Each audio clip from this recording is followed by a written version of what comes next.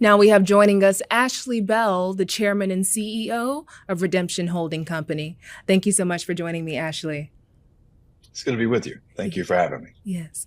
Ashley, so what will your role be? I understand you're the chairman and CEO, but how will you play a part in the day-to-day operations of what will be Redemption Bank?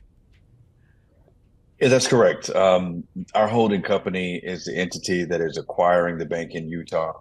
I serve as chair of the holding company and will be chair of the local board post acquisition. That's a critical role to help guide the bank and help make sure we're steadily growing. We've been fortunate to have so much opportunity since this announcement and the world found out about this historic transaction, receiving so much support from so many sectors of our economy, from the Black community, and from all sorts of other communities. We've really connected the dots in the way we intended to find a pathway to cultivate resources from Martin Luther King Jr. Drive to Wall Street and everywhere in between. Do you all plan on applying to become a Federal Reserve Bank? We will automatically, because the bank we're acquiring is an FDIC insured bank. So what's critical about this acquisition is that there's less than 20 African American owned banks in our country. On the night, Dr. King was assassinated, there was over 135 Black banks in our country. And that just shows the precipitous decline of not just banks, but opportunity. This is a critical step in the next in a positive direction. It is not only increasing the number of Black banks in our country, but it's changing the face of what ownership looks like in our country. By being able to have African American investors own a white bank, or a bank that was just a bank, and put it under minority leadership and ownership, is critical. It's very strategic. This state was chosen because of the regulatory environment. It was chosen because of this is a solid bank that has a tremendous amount of upside. It'll be one of the only Black banks in the country with zero to no delinquencies in an affluent area, and give us a platform by which we can export opportunity through the rules and regulations of the banking system, and especially out of the favorable aspects of Utah.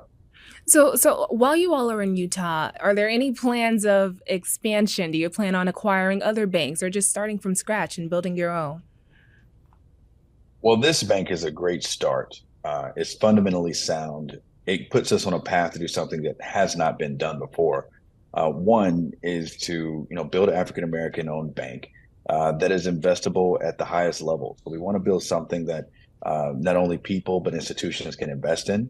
We also want to use the fact that Utah is favorable for technology to be able to reach African Americans wherever they may be.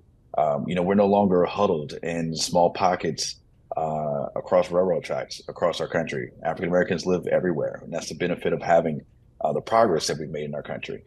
But we want to build a bank that can reach them, that can be that bank that they go to, not just because we're Black, but because we offer great services, that we're competitive, that we have an edge, that leans in to serving those that need us most. And I think we've learned in our generation, especially post-COVID.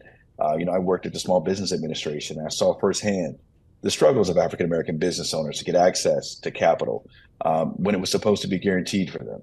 And that struggle helped ignite an understanding between myself, Dr. King, Dahani Jones, that we have to have something better.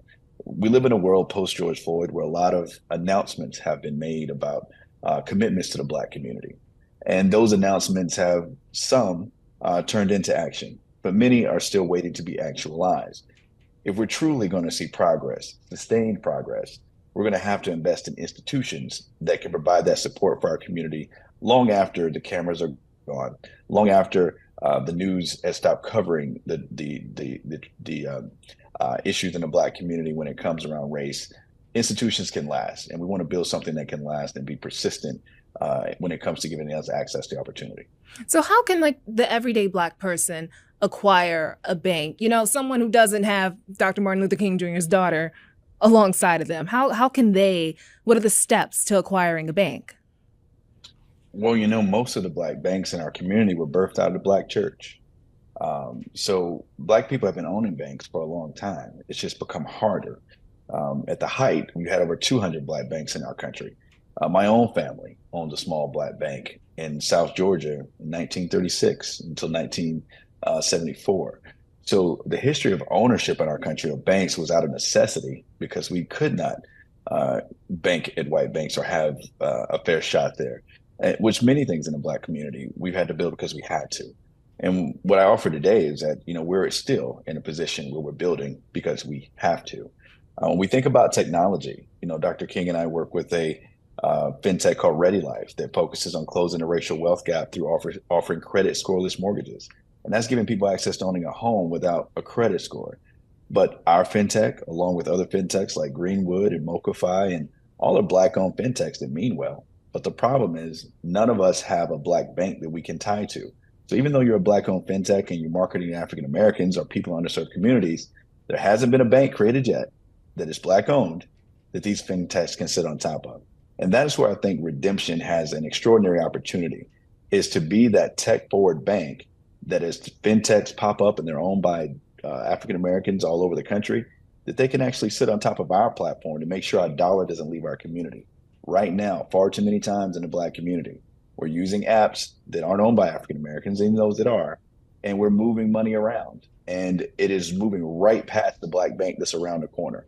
So we want to put ourselves in a situation to think strategically, use technology to lean in, and close the gap to create an ecosystem where the Black dollar can continue to circulate in our community, but also be leveraged for those that need access to capital to support our businesses, our nonprofits, and our faith-based organizations. Thank you so much, Ashley. Thank you.